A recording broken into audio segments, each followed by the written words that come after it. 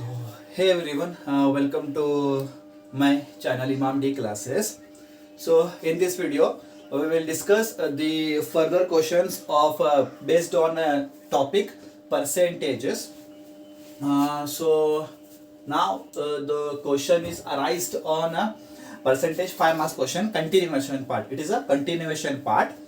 So, question number 9. So, question number 19. Question number nodrile.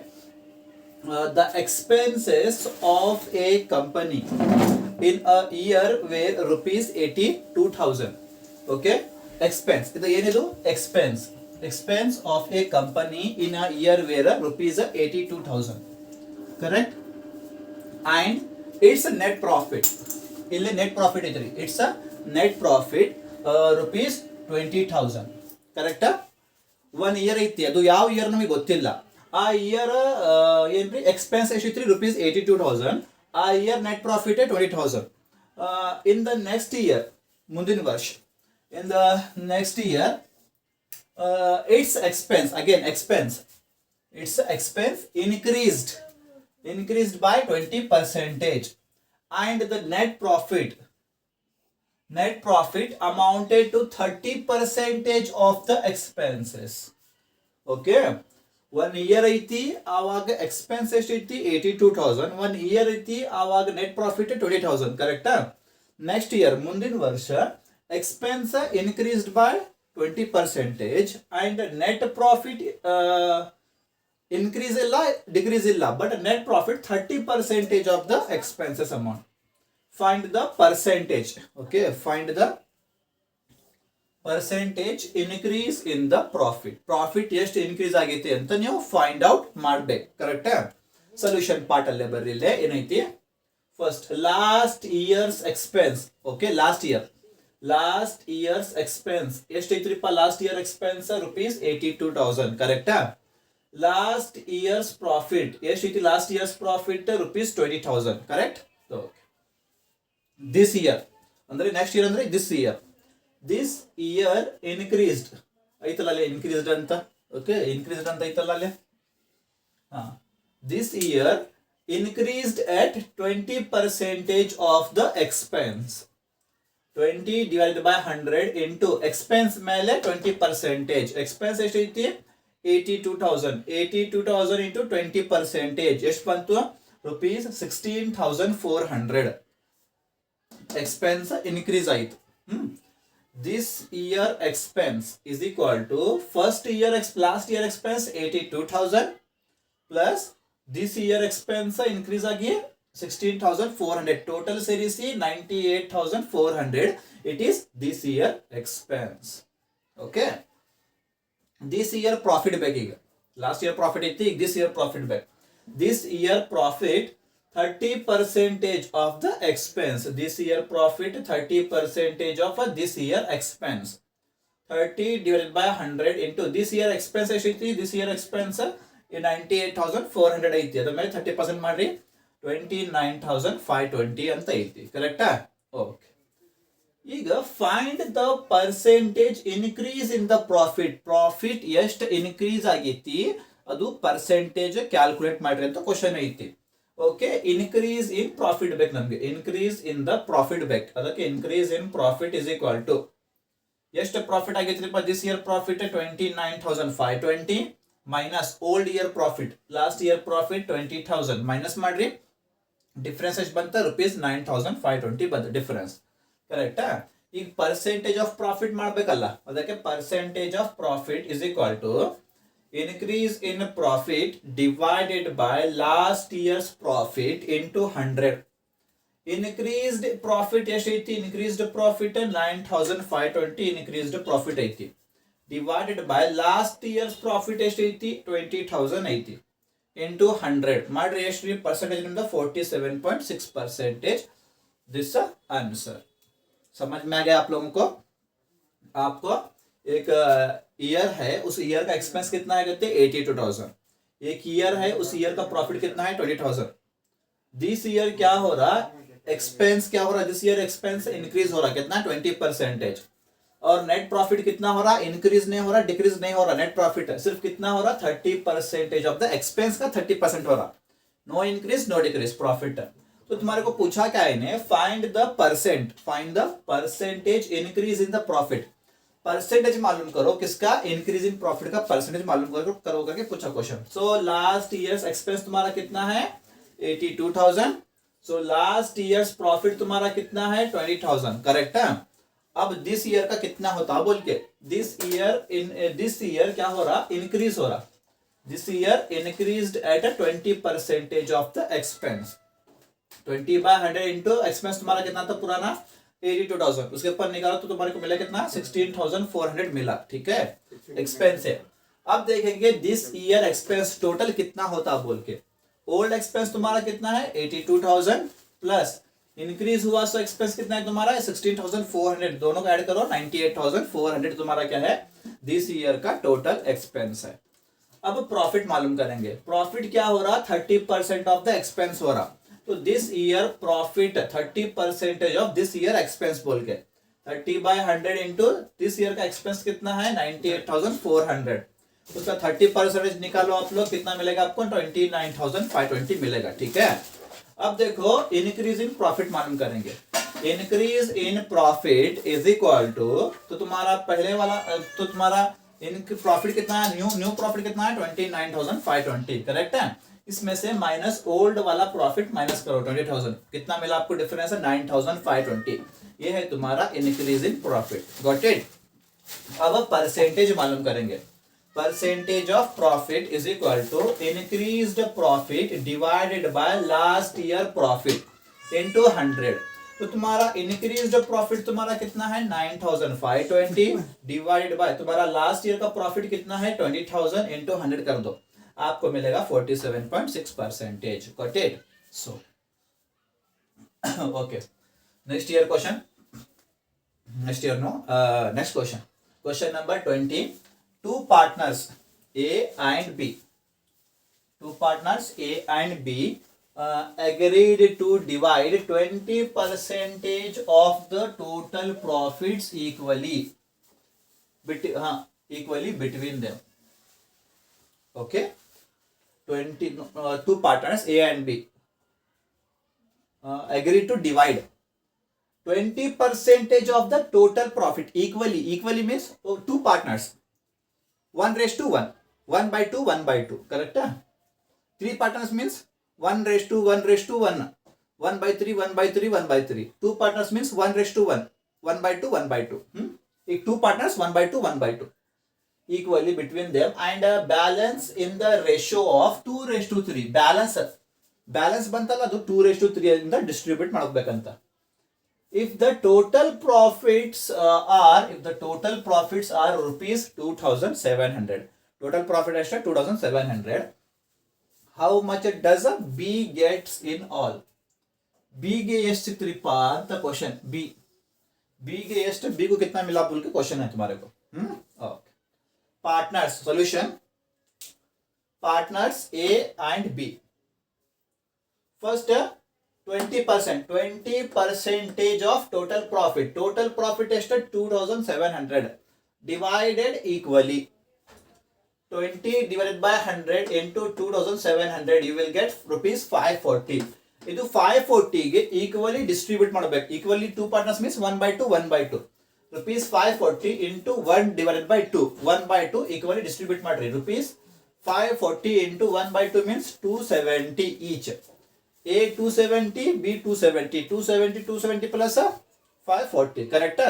Okay, move it. Balance profit and balance in the ratio of 2:3. Balance calculate now back first. And total profit 2,700 minus total profit ನಿಮ್ದ 2,700, ಅದರಾಗ minus ಮಾಡ್ರಿ, ಅದರಾಗ ಇದು 20% minus ಮಾಡ್ರಿ, ನೋಡ್ರಿ total profit ನಿಮ್ದ 2,700, correct, ಅದರಾಗ minus 20% 540 ಬಂತದಲ್ಲ 540 ಅಂತ, ಇದು ಮೈನಸ್ ಮಾಡ್ರಿ, 2,700 ಮೈನಸ್ 540 ಮಾಡ್ರಿ, ಎಷ್ಟು ಬಂತ 2,160 ಬಂತ, ಇದು ಡಿಸ್ಟ್ರಿಬ್ಯೂಟ್ ಮಾಡ್ಕೋಬೇಕು, is distributed in the ratio of 2:3. Okay, A B 2,160 into 2:3 means 2 plus 3, 2/5, 3/5, 2/5 ಇಲ್ಲೇ ಎಗೆ 3/5 ಬಿಗೆ ಮಾಡ್ರಿ 864 ಇಲ್ಲೇ 1296 ಎ ಕಾಲಮ್ ಅಲ್ಲಿ 864 ಟ್ರಾನ್ಸ್ಫರ್ ಮಾಡ್ರಿ ಬಿ ಕಾಲಮ್ ಅಲ್ಲಿ 1296 ಟ್ರಾನ್ಸ್ಫರ್ ಮಾಡ್ರಿ ಎರಡು ಆಡ್ ಮಾಡಿದ್ದು 270 plus 864 you will get 1134 B ಅಲ್ಲೇ 270 ಪ್ಲಸ್ 1296 ಮಾಡ್ರಿ 1566 ಓಕೆ ಈಗ ಬಿ ಗೆ ಎಷ್ಟು ಸಿಕ್ತ್ರಿಪ್ಪ ಓವರ್ ಆಲ್ ಎಷ್ಟು ಸಿಕ್ತ ಬಿ ಗೆ ಅಂತ so B gets in all is rupees B ಗೆ ಎಷ್ಟು ಸಿಕ್ತ್ರಿಪ್ಪ 1566 करेक्ट है ओके आपको समझ में आ गया दो पार्टनर है दो पार्टनर को कितना 20% प्रॉफिट क्या करना इक्वली डिस्ट्रीब्यूट करना तो 20% प्रॉफिट कितना तुम्हारा 2700 डिवाइड इक्वली करो उनको 20% निकाला सबसे पहले कितना था 540 आता इसका दो पार्ट है तो 1/2 करो तो कितना मिलेगा हर एक को 270 मिलेगा 270 एंड बैलेंस प्रॉफिट 2700 प्रॉफिट आया था उसमें से माइनस कितना तुम्हें डिस्ट्रीब्यूट करे टोटल मिला के दोनों को 540 डिस्ट्रीब्यूट करे दोनों मिला के तो बचा कितना 2160 इसको distributed in the ratio of 2:3 में डिस्ट्रीब्यूट करना बोला हमने तो ए बी 2160 2 + 3 मतलब 5 2/5 3/5 2/5 3/5 इसको 864 मिला इसको 1296 मिला दोनों को ऐड करो 1134 इसका 1566 तो बी को सब में कितना मिला बोल के बी को कितना मिला टोटल मिला के B gets in all is rupees 1566 समझ में आ गया आपको आंसर है ठीक है ओ एकदम will move to the next one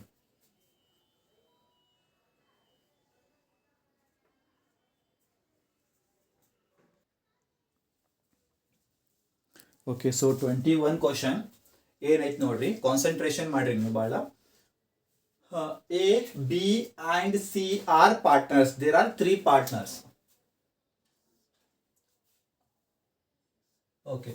In a business, A gets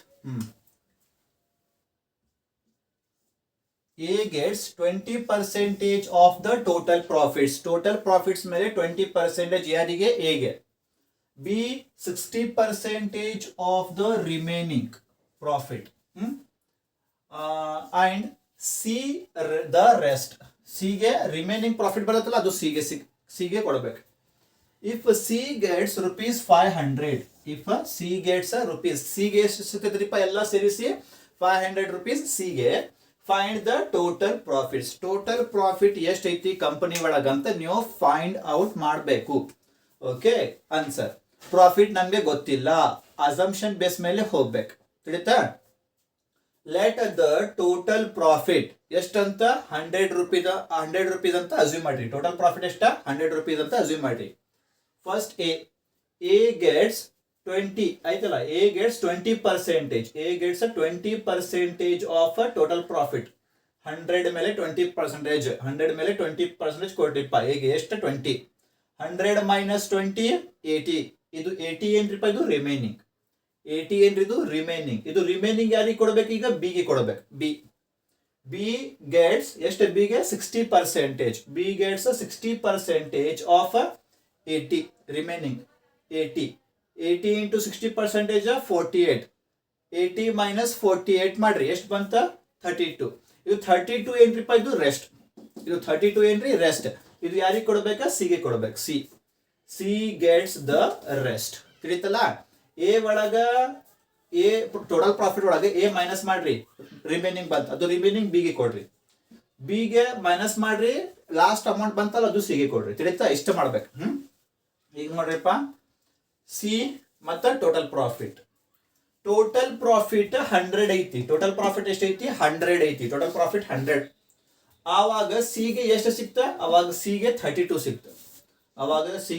ಸಿಕ್ತ ಈಗ ಸಿ ಗೆ 500 ಐತಂತ ಅಮೌಂಟ್ ಇಫ್ ಈಗ ಏನ್ರಿಪ್ಪ question as per question C ಗೆ ಎಷ್ಟು ಸಿಕ್ತಂದ್ರಿಪ್ಪ ಈಗ 500 ನನಗೆ ಟೋಟಲ್ ಪ್ರಾಫಿಟ್ ಅಮೌಂಟ್ ಗೊತ್ತಿಲ್ಲ ಅದಕ್ಕೆ ಟೋಟಲ್ ಪ್ರಾಫಿಟ್ ಅಮೌಂಟ್ ಕಾಲಮ್ ಅಲ್ಲಿ ಕ್ವಶನ್ ಮಾರ್ಕ್ ಕ್ರಾಸ್ ಕನೆಕ್ಷನ್ ಮಾಡ್ರಿ ನನ್ಗೆ ಏನ್ ಬೇಕೀಗ ಟೋಟಲ್ ಪ್ರಾಫಿಟ್ ಬೇಕು ಅದಕ್ಕೆ total profit is equal to 500 into 100 divided by 32 ಎಷ್ಟು ಐತಿ total profit of the company rupees 1562.5 ಐತಿ ಕಂಪನಿ ತಿಳಿತಾ इस्ट मारबेक समझ में आया 3 पार्टनर है यहाँ पे ए को कितना मिलता 20% मिलता टोटल प्रॉफिट का बी को कितना मिलता 60% मिलता किसका रिमेनिंग का सी को 50, रेस्ट मतलब 50 प्रॉफिट।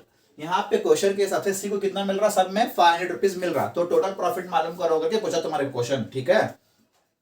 अजम्पशन करना हम लोग, लेट द टोटल प्रॉफिट कितना है कंपनी का, 100 रुपीज है, समझो, ठीक है।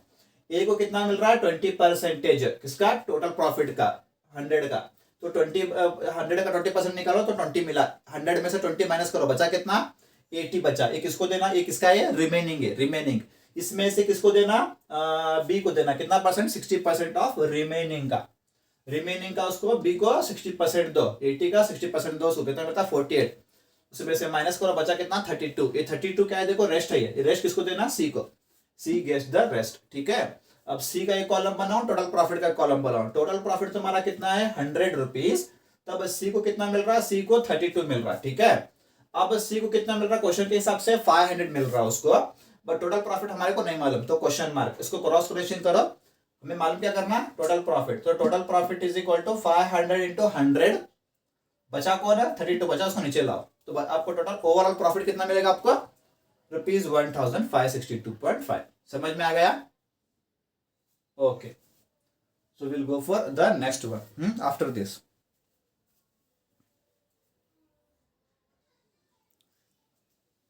Okay, so question number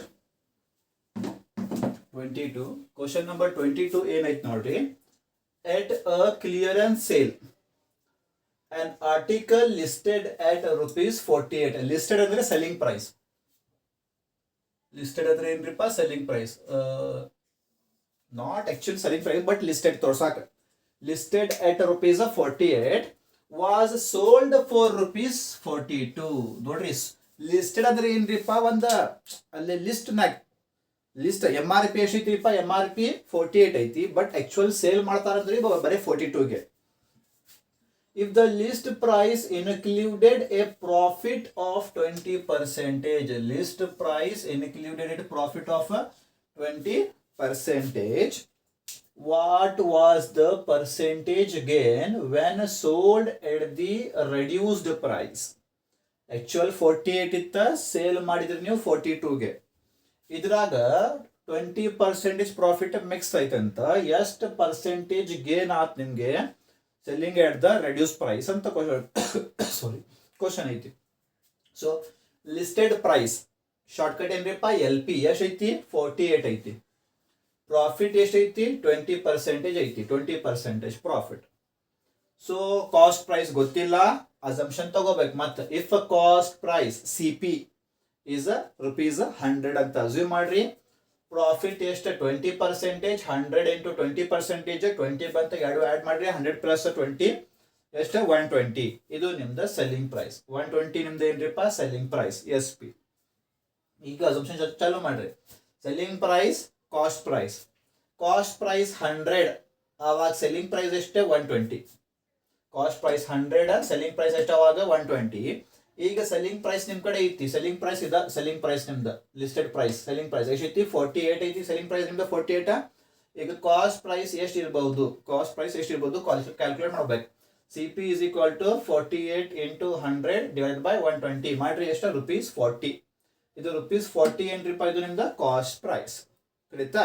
okay, ಒಂದ್ ಕಂಡೀಷನ್ ಮುಗೀತಾ.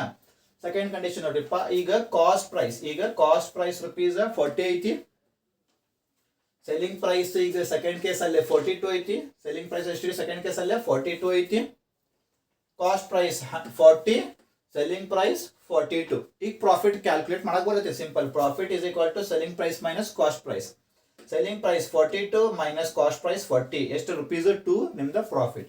ಈಗ percentage of profit is equal to profit divided by cost price into 100, profit ನಿಮ್ದು 2 divided by cost price ನಿಮ್ದು 40 into 100, ಎಷ್ಟು ಬರ್ತೀರಪ್ಪ 5% ಏನ್ರಿ, 5% ನಿಮ್ದು ಏನ್ರಿ प्रॉफिट.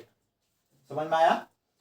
क्वेश्चन में आपको दिया लिस्टेड प्राइस दिया 48 बोल के, सेल करे सो 42 को, लिस्ट प्राइस के अंदर कितना 20% प्रॉफिट ऑलरेडी मिक्स है, तो कितना परसेंटेज तुम्हारे को प्रॉफिट हुआ, तो सेल तुम्हें डिक्रीज प्राइस में किए सो है, तो कितना परसेंटेज प्रॉफिट तुम्हारे को होता बोल के क्वेश्चन पूछा.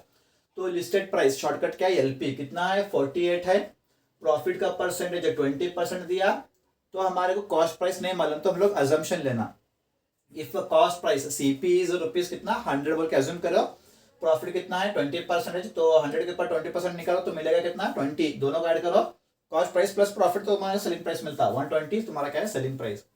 सेलिंग प्राइस और कॉस्ट प्राइस, कॉस्ट प्राइस तुम्हारा कितना है 100, तब तुम्हारा सेलिंग प्राइस कितना है 120, कॉस्ट प्राइस 100 है तो सेलिंग प्राइस कितना है तुम्हारा 120।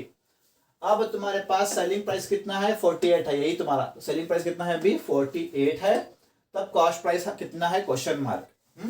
सो हम लोग क्या मालूम करें, कॉस्ट प्राइस मालूम करें, तो is equal to 48 into 100 divided by 120, solve करो इसको ₹40, ये तुम्हारा क्या है कॉस्ट प्राइस। ठीक है, वन कंडीशन तो हो गया हमारा।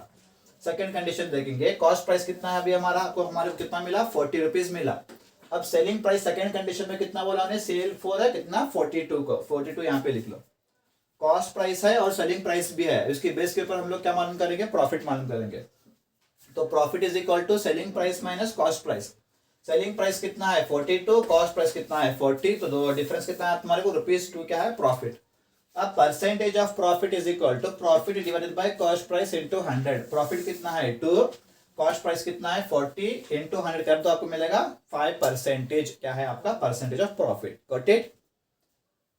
Okay, take we'll go for the last question also, then we'll conclude the percentage chapter.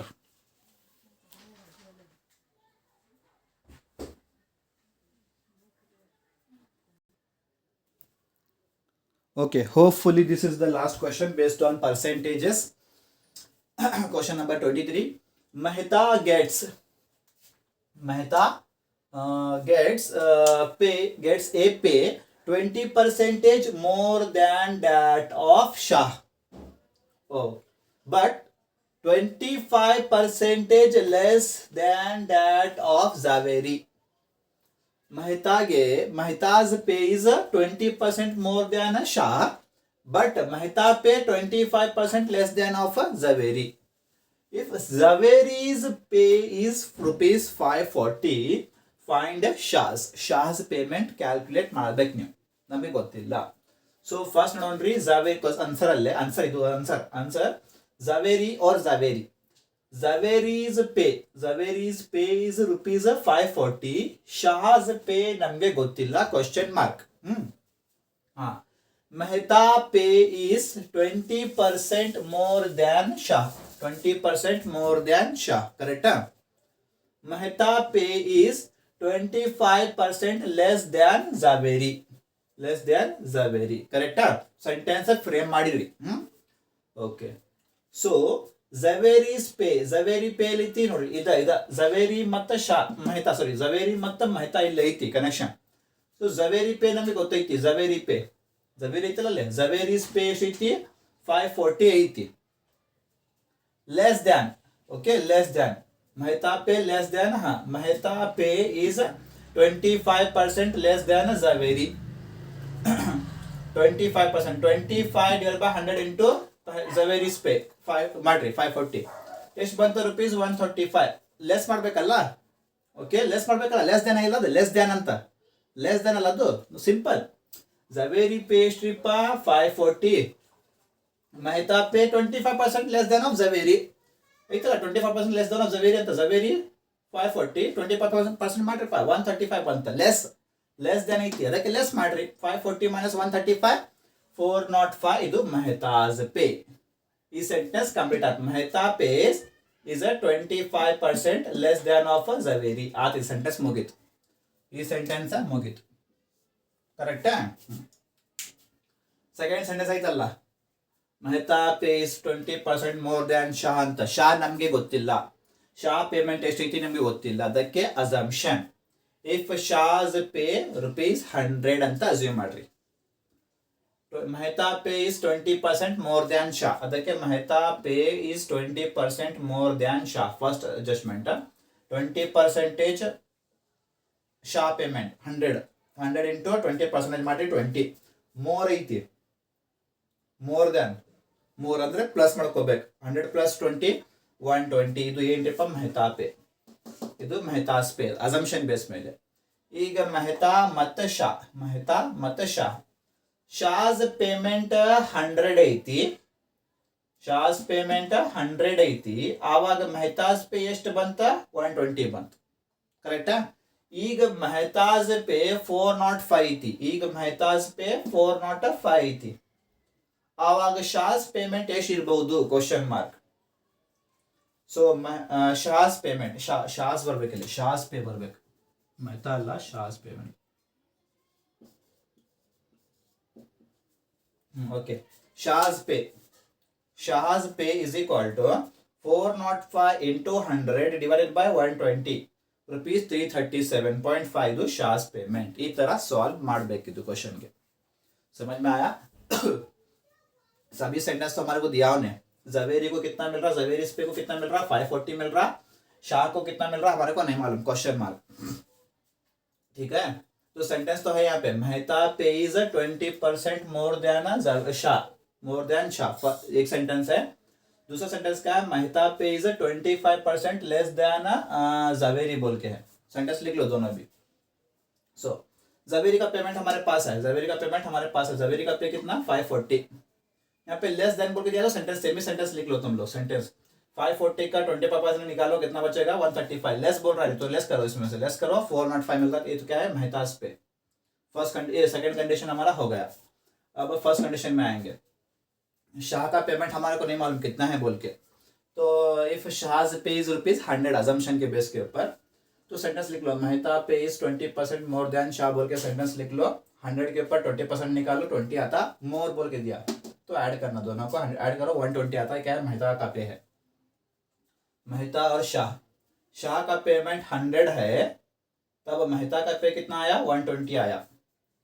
अब ऊपर कंडीशन के अंदर मेहता का पे कितना है? 405 है, तो शाह का पेमेंट कितना आता बोल के क्वेश्चन मार्क, क्रॉस कनेक्शन. हमारा किसका पे होना? भी शाह का पेमेंट होना. तो Shah pay is equal to 405 into 100 divided by 120. नीचे करो इसको, आपको मिलेगा ₹337.5. ये हो गया हमारा मेहताज पे. Got it? This is the final question of a percentage based topic. Hope you guys understood these problems very well. I have tried my level best. Thank you all of you for watching this video. Please like, share, subscribe to your friends, classmates and relatives. Thank you all of you.